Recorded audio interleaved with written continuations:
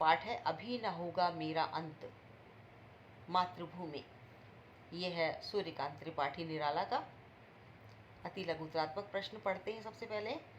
कवि का कविता में किस प्रथम चरण की ओर संकेत है? उत्तर है कवि का कविता में जीवन के प्रथम चरण युवावस्था की ओर संकेत है। प्रश्न संख्या 2 है, निंद्रित कलियों से कवि का क्या आशय है? उत्तर है निंद्रित कलियों से कवि का आशय है आलस्य में डूबे हुए युवा। निंद्रित कलियों से कवि का आशय है आलस्य में डूबे हुए युवा। प्रश्न नंबर 3 है, हरे हरे पात में कौन सा अलंकार है? उत्तर है हरे हरे पात में अनुप्रास अलंकार है। हरे हरे पात में अनुप्रास अलंकार है। प्रश्न नंबर 4, निराला युवाओं को किसका द्वार दिखाना चाहते हैं? निराला युवाओं को किसका द्वार दिखाना चाहते हैं? निराला युवाओं को अनंत ईश्वर तक पहुंचाने का द्वार दिखाना चाहते हैं। निराला युवाओं को अनंत ईश्वर तक पहुंचाने का द्वार दिखाना चाहते हैं। प्रश्न नंबर 5 है, निराला का जन्म किस तिथि को हुआ? निराला का जन्म किस तिथि को हुआ? उत्तर है निराला का जन्म बसंत पंचमी तिथि को हुआ। निराला का जन्म बसंत पंचमी तिथि को हुआ। प्रश्न नंबर 6, मातृवंदना कविता में मृत्यु पथ शब्द का क्या अर्थ है?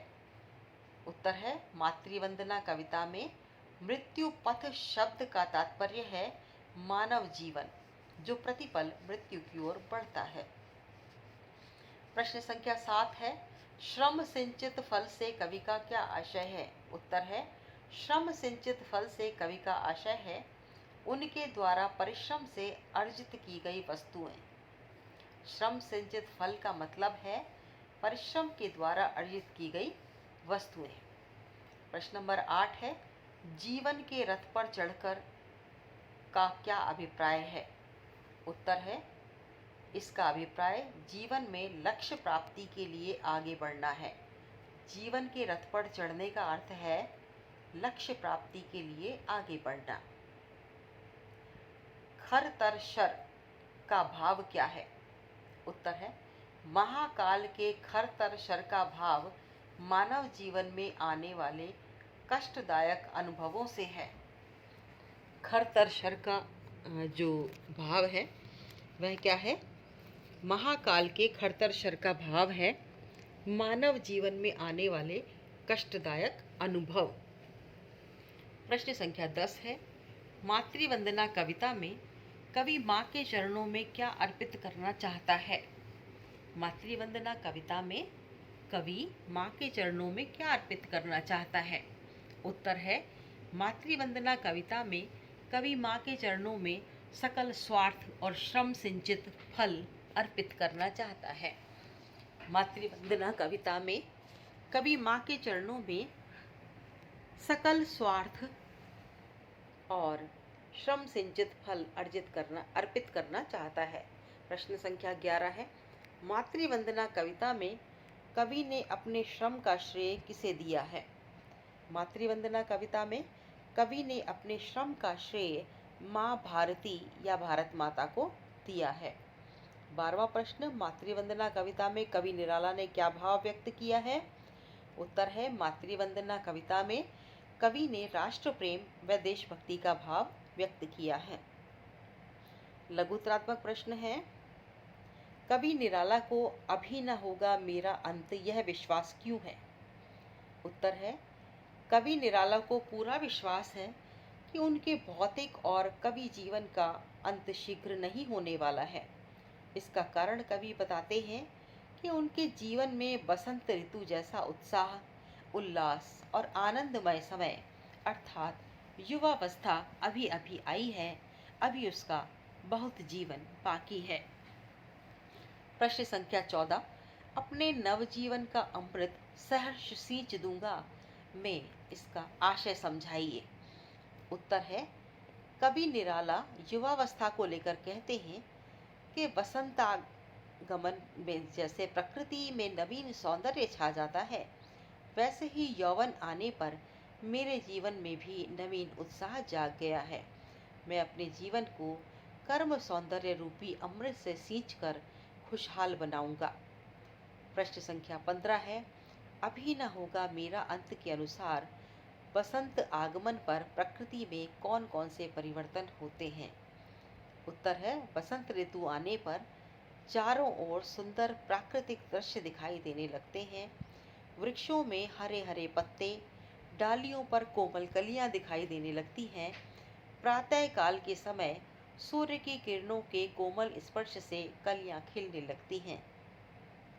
प्रश्न संख्या 16, अभी न होगा मेरा अंत कविता को पढ़ने के बाद आप अपने जीवन में क्या परिवर्तन लाना चाहेंगे?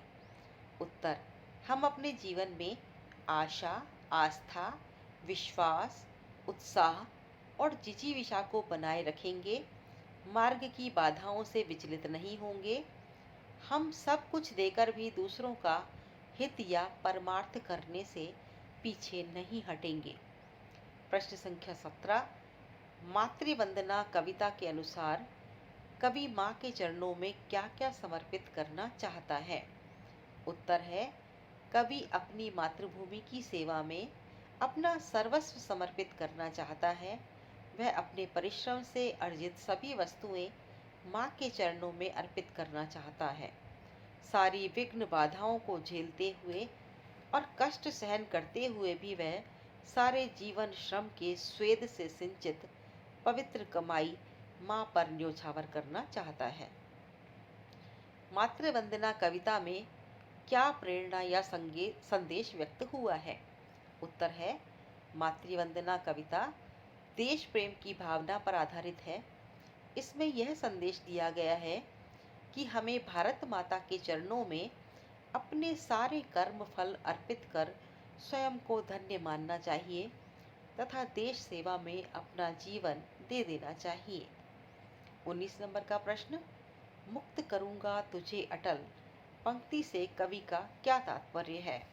उत्तर है, प्रस्तुत पंक्ति का तात्पर्य है कि कवि अपना तन मन धन समर्पित करके अपनी मातृभूमि को दुख व कष्टों से मुक्त करना चाहता है और उसे विश्व स्तर पर अटल स्थान दिलाना चाहता है। 20वें नंबर का क्वेश्चन है, कवि अपने हृदय में माँ भारती की कैसी मूर्ति जगाना चाहता है और क्यों? उत्तर है, कवि अपने हृदय में माँ भारती की आंसुओं से धुली निर्मल मूर्ति अपने हृदय में जगाना चाहता है। इसका कारण यह है कि भारत माता परतंत्रता से या अभावों और कष्ट से पीड़ित है। अतः उसकी आंखों से बहते आंसू देखकर कवि सब कुछ त्याग करने को तत्पर हो जाएगा। माँ की आंखों के आंसू कवि को सर्वस्व न्योछावर करने की प्रेरणा व बल प्रदान करते हैं। प्रश्न 21, महाकवि निराला का जीवन परिचय संक्षेप में लिखो। उत्तर, महाकवि निराला का जन्म बंगाल के मेदिनीपुर गांव में हुआ। हाई स्कूल तक शिक्षा ग्रहण करने के बाद आपने स्वाध्याय से संस्कृत, हिंदी, बंगला भाषाओं में प्रवीणता प्राप्त की। कवि निराला छायावादी कवि के रूप में जाने जाते हैं। कविवर निराला ने अनेक विधाओं में रचनाएं प्रस्तुत करके हिंदी साहित्य को धनी बनाया। सन 1961 में उनका देहावसान हो गया, यानी उनकी मृत्यु हो गई। प्रश्न 22 है, निराला जी की प्रमुख रचनाओं के नाम लिखो। उत्तर है, निराला की रचनाएं हैं छायावाद, रहस्यवाद एवं प्रगतिवाद विचारधाराओं से प्रभावित। और कौन कौन सी रचनाएं हैं? वो है अनामिका, परिमल, गीतिका, तुलसीदास, कुकुरमुत्ता, राम की शक्ति पूजा तथा अलका, प्रभावती, निरुपमा। ये गद्य रचनाएं हैं। प्रमुख रचनाएं जो निराला जी की हैं वे हैं अनामिका, परिमल, गीतिका, तुलसीदास, कुकुरमुत्ता, राम की शक्ति पूजा। ये काव्य में है। और जो गद्य रचनाएं हैं वो है अलका, प्रभावती और निरुपमा।